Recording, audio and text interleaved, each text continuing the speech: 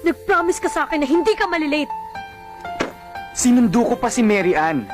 Nag-promise ka rin sa akin na hindi mo isasama yung Mary Ann yan. Okay. Kaya ako sinama si Mary Ann kasi mag-una kami. At syempre, ikaw ang gusto kong unang makaalam ng dahil ikaw ang best friend ko. Akala ko'y panghabang buhay na kapiling ka. Lahat na yata inikay para Get out of my way.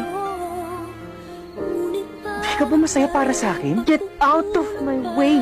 Bujoy, di ba ito ang gusto mo? I said get out of my way!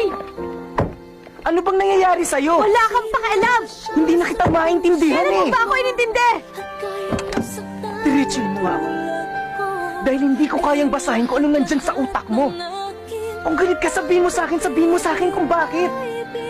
Kung nasaktan kita, sampalin mo ako. Sige, gantihan mo ako. Matatanggap ko lahat dahil kaibigan mo ko eh. Oh yes, kaibigan mo ako! Kaibigan mo lang ako! And that's all I ever was to you, Ned. Your best friend. Akuhan mo kung may problema ka. Nagkasunod, nagabigay ng advice, taga-enroll, taga-gawa ng assignment. Pinapagkataon sa'yo kapag nalulungkot ka. Nagkatanggap ng kahit na ano.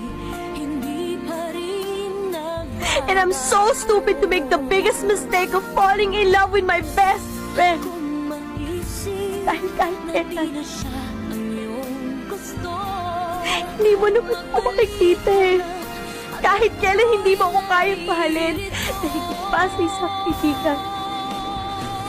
Bujoy. Bujoy.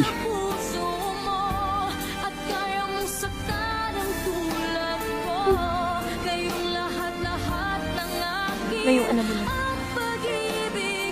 I think you can get out of my life.